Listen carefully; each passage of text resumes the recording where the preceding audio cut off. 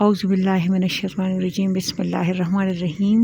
السلام علیکم میرے پیارے ساتھیوں، کیسے ہیں آپ؟ میں کل میری بہن نے مجھے میسج کیا تو کہتی ہے کہ کیا بات ہے، تم آج کل یوٹیوب پہ بات کیوں نہیں کر رہی نا؟ تو میں نے کہا ویسے ہی تھوڑا سا وقفہ لے لیا یوٹیوب سے نا۔ تو اس سے پہلے میری ایک اسٹوڈنٹ نے مجھے کہا کہ میم آپ کیوں یوٹیوب پہ آج کل ویڈیو اپلوڈ نہیں کر رہی نا؟ تو میں نے کہا ویسے ہی میرا دل نہیں کر رہا۔ تو کہتی ہے آپ پریشان ہیں لوگوں سے؟ میں نے کہا نہیں، میں لوگوں سے پریشان نہیں ہوں، ویسے ہی بس دل نہیں کر رہا نا۔ تو اس نے بڑی عجیب بات کی، اس نے کہا میم میں نے آپ سے نا ٹیک لگائی ہوئی ہے، تو آپ نے گرنا نہیں ورنہ میں گر جاؤں گی۔ تو خیر اس بات میں ہنسی بہت، لیکن بعد میں نے اس بات کو انجوائے بھی بہت کیا، اور بعد میں نے اس بات کا ٹینشن بھی لیا کہ وہ بچی مجھے کہہ رہی ہے کہ میں نے آپ کے ساتھ ٹیک لگائی ہوئی ہے۔ تو ہمیں پتہ نہیں ہوتا کہ کس بندے نے ہم سے ٹیک لگائی ہوئی ہوتی ہے نا، تو ہمیں اپنا خیال رکھنا چاہیے، ایک بات۔ دوسری بات یہ کہ کل پرسوں کی بات ہے نا، پرسوں رات کو لیٹ نائٹ ایک اسٹوڈنٹ نے مجھے میسج کیا تو کہتی ہے میم مجھے آپ یہ بتائیے نا کہ ہماری دعائیں کیوں قبول نہیں ہوتی؟ میں دعائیں مانگتی رہتی ہوں، یا بہرحال وہ کافی دکھی تھی اللہ پاک سے نا، تو کہتی ہے کہ ہماری دعائیں کیوں قبول نہیں ہوتی، تو آپ اس پہ پلیز بات کریں۔ تو میں اس معاملے میں خود جو ہوں نا، عجیب سی ڈبل مائنڈڈ سی بندی ہوں۔ عجیب سی یہ بات ہے کہ میں اتنی دعائیں نہیں مانگتی، لوگوں کے لیے مانگتی ہوں، اپنے لیے دعائیں نہیں مانگتی نا۔ تو ایک دفعہ دعا مانگنی پڑ گئی تھی، تو پھر میں نے جب دعا مانگی نا تو میں نے اللہ پاک سے یہ کہا کہ اے اللہ تو نے نا مجھے اپنی فطرت پہ پیدا کیا ہے، اور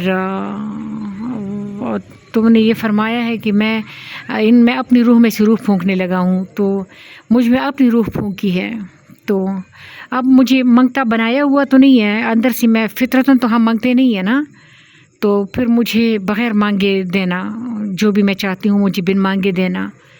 تو میری اپنی تھوڑی سی وہ اس معاملے میں ایک عجیب سا میری اپنا جو ذاتی نظریہ ہے وہ عجیب سا ہے، تو اس پہ بات نہیں کروں گی۔ ویسے ہی ہر کسی کا اپنا حساب ہوتا ہے، تو ہماری دعائیں کیوں قبول نہیں ہوتی، واقعی یہ مسئلہ ہے۔ اچھا، یہاں پر دو بڑوں کے اقوال بتاتی ہوں کہ حضرت امام زین العابدین علیہ السلام فرماتے ہیں نا کہ اے اللہ تو خوش ہوتا ہے کہ ہم دعائیں مانگیں، اس لیے دعا مانگ رہا ہوں، ورنہ میں کون ہوتا ہوں تجھے اپنے بارے میں مشورہ دینے والا۔ یہ وہ سٹیج ہے نا راضی برضا ہونے والا، تو یہ بھی بڑی پیاری بات ہے۔ اور ایک حضرت عمر رضی اللہ تعالیٰ عنہ کا قول ہے کہ اے اللہ اگر یہ نا چیز میرے نصیب میں میرے لیے بہتر ہے تو ذرا جلدی۔ یہ بھی بڑی پیاری معصوم سی بات ہے کہ اگر میرے نصیب میں یہ چیز ہے، میرے نصیب میں یہ بات ہے تو ذرا جلدی، کیونکہ انسان جو ہے نا وکان لسان عجول، انسان جلد باز ہے نا، انسان سے صبر نہیں ہوتا۔ صبر میں اللہ تعالیٰ نے بڑے وہ فائدے رکھے ہوئے ہیں، لیکن انسان بے صبر ہے۔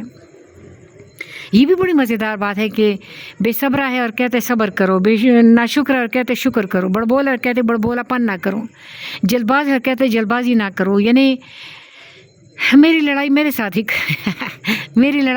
ہی کروا دی نا۔ تو اس بچی نے مجھ سے کہا کہ میم آپ مجھے اس بات کا جواب دیں نا کہ ہماری دعائیں کیوں قبول نہیں ہوتی۔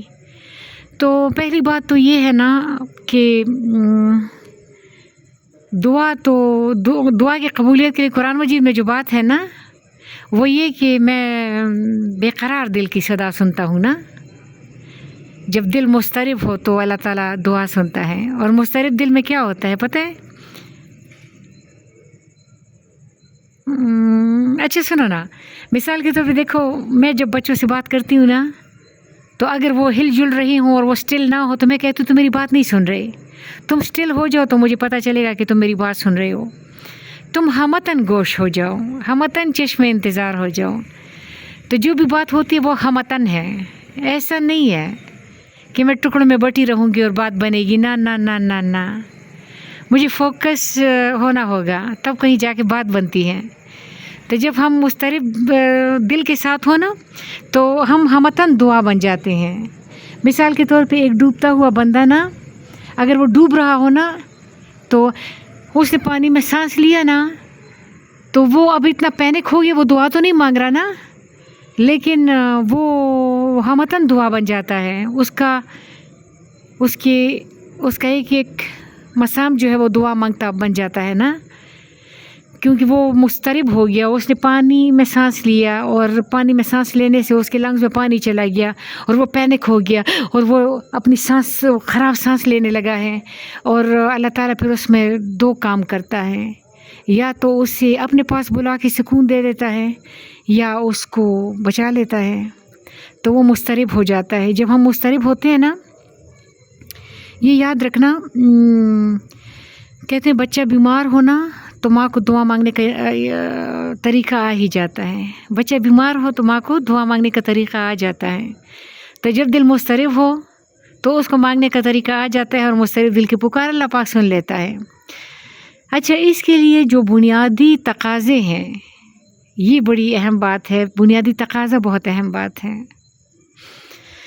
دیکھو، میں اکثر یہ بات سوچتی ہوں نا کہ ایک بسکٹ کا پیکٹ ہے جو میں نے کمایا ہے، مطلب میں نے اپنے پیسوں سے خریدا ہے، یا میرے باپ کے پیسوں سے میرے خریدا گیا ہے، یا میرے بھائی کے پیسوں سے، یا بیٹے کے پیسوں سے، یا شوہر کے پیسوں، شوہر کو بھول گئی تھی، شوہر کے پیسوں سے خریدا گیا، تو یہ مطلب خریدا گیا حلال کی چیز ہے۔